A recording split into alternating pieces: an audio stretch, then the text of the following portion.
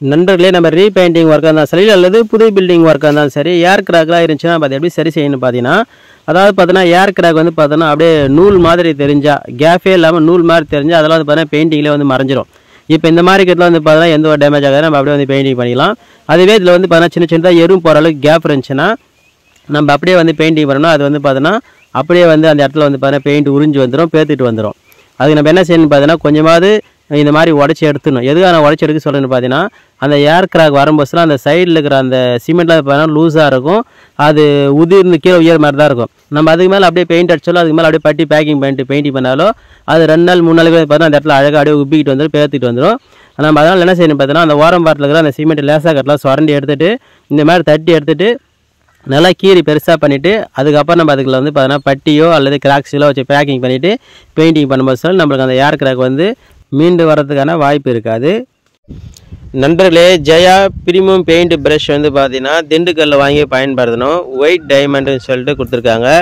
இந்த ப்ரஷ் வந்து பாருங்கள் எந்த அளவுக்கு நீட்டாக அழகாக இருக்குது பாருங்கள், ஹேண்டிலும் செம்மையாக இருக்குது. அதே மாதிரி இதோட ரேட் வந்து பாருங்கள் 310 ரூபா கொடுத்துருக்காங்க. அதுக்கு அடுத்தது பார்த்தா இதில் இருக்கிற அந்த முடி வந்து பார்த்தீங்கன்னா நல்லா நைஸாக இருக்குது. அதே மாதிரி அடியில் என்ன அளவு இருக்கோ அதே மாதிரி நுண்ணிலையும் அதே அளவு மட்டமாக தான் வந்து பார்த்தோன்னா அந்த முடி வந்து இருக்குது. ஒன்று குட்டியாகவும் கொஞ்சம் நெட்டையாகவும் அது மாதிரிலாம் இல்லை, ஒரே லெவலாக இருக்குது நுண்ணியில். இது பயன்படுத்தி நல்லாவே இருக்குது. ஆனால் வந்து பார்த்தோன்னா முடி வந்து பார்த்தா ரொம்ப சின்னதாக நைஸாக இருக்குது.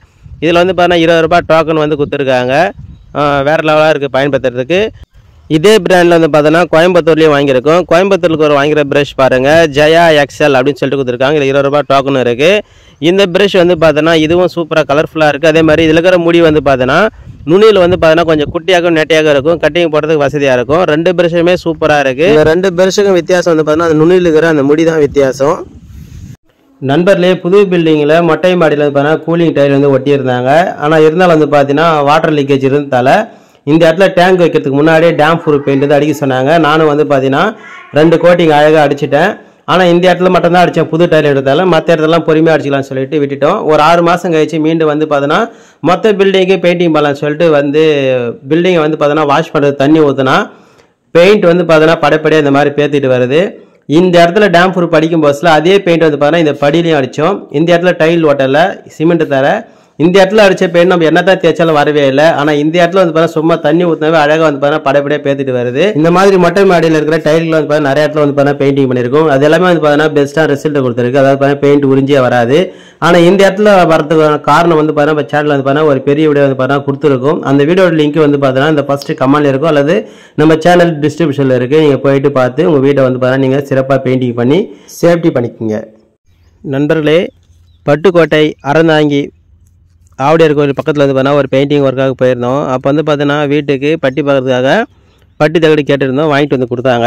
சன் கிளாசிக்னு போட்டிருக்கு பாருங்கள், ஹரோ கிளாசிக். அதாவது பார்த்தோன்னா சக்தி ஏஜென்சி மதுரை பிராண்ட். இது மதுரையில் வந்து ரெடி பண்ணுறாங்க பட்டி தகடு. இது வந்து பார்த்தோன்னா 10 இன்ச்சு தகடு. இந்த 10 இன்ச்சு தகடு ரேட் வந்து பார்த்தோன்னா 180 ரூபா வந்து கொடுத்துருக்காங்க. அதுவே 8 இன்ச்சு தகடு ஒன்று காட்டுறேன் பாருங்கள். அதோட எம்ஆர்எஃப் ரேட் என்ன கொடுத்துருக்கான்னு பார்த்தீங்கன்னா 144 ரூபா வந்து கொடுத்துருக்காங்க. இந்த 2 பட்டி தகடுமே சூப்பராக வேறு லெவலாக இருக்குது, ஃபினிஷிங் மட்டும் நல்லா இருக்குது. நிறைய பேர் வந்து பார்த்தீங்கன்னா நம்ம புதுக்கோட்டை சரௌண்டில் வந்து பார்த்தா என்ன பட்டி தகடு வாங்கலாம்னு சொல்லிட்டு கேட்பீங்க. நான் வந்து அந்த சைடில் வாங்கும்போது எனக்கு இந்த தகடு தான் கிடச்சிது. பயன்படுத்தி பார்த்தேன், சூப்பராக இருக்குது. இது பட்டி தகடு வச்சு தான் நாங்கள் வந்து பார்த்தா ஒர்க் எல்லாமே முடித்தோம், நல்லாவே இருக்குது. மற்ற பிராண்ட் ஏதாவது கிடச்சாலும் உங்களுக்கு கண்டிப்பாக வந்து ஷேர் பண்ணுறேன் வீடியோ மூலிமா.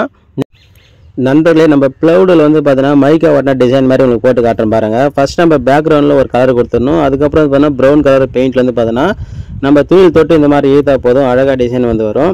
இந்த டிசைன் போடும்போது நம்ம எடுத்து அடிக்கக்கூடிய பெயிண்ட் வந்து பார்த்தோன்னா அந்த ஈரத்துலேயே வந்து நம்ம அந்த டிசைன் வந்து போடணும். கொஞ்சம் ட்ரை ஆகிட்ட பிறகு நம்ம அடித்தோம்னா அது வந்து சரியாக வராது. அதாவது பார்த்தீங்கன்னா நம்ம டிசைன் போட்ட அந்த பெயிண்ட்டை சொல்கிறேன். நம்ம ஏற்கனவே ஃபஸ்ட்டு வந்து பார்த்தோன்னா 3176 இந்த நம்பர் வந்து பார்த்தீங்கன்னா ஒரு எல்லோவில் ஆரஞ்சு கலர் மாதிரி கலந்துருக்கும். இதான் பேஸ் கொண்டு பெயிண்ட் அடிக்கணும். அதுக்கடுத்து 8773 இந்த பெயிண்ட் வந்து பார்த்தீங்கன்னா ப்ரௌன் கலரில் இருக்கும். இந்த ப்ரௌன் கலருக்கு இந்த பெயிண்டில் வந்து பார்த்தீங்கன்னா நம்ம அந்த கிரேஸ் மாதிரி நம்ம டிசைன் வந்து போடணும். இந்த கலரில் இருக்கும். நான் இதில் தான் வந்து பார்த்தீங்கன்னா இப்போ டிசைன் வந்து போட்டிருக்கேன். உங்களுக்கு 2 விதமான பெயிண்ட்டுமே காமிச்சிருக்கோம். ஏஷியன் பெயிண்டில் தான் வாங்கி யூஸ் பண்ணுறோம், ராயல் பெயிண்ட்டு. பாருங்கள், இந்த ரைட் சைடில் பாருங்கள் அந்த ஆரஞ்சு கலர் மாதிரி ரைட்டாக எல்லோ ஷேடில் எடுத்து பாருங்கள். அதுதான் வந்து பார்த்தீங்கன்னா ஃபஸ்ட்டு பேஸ் கோட் அடிக்கணும். அதுக்கப்புறம் நம்ம ப்ரௌன் கலர் பெயிண்டில் இந்த மாதிரி டிசைன் போடணும்.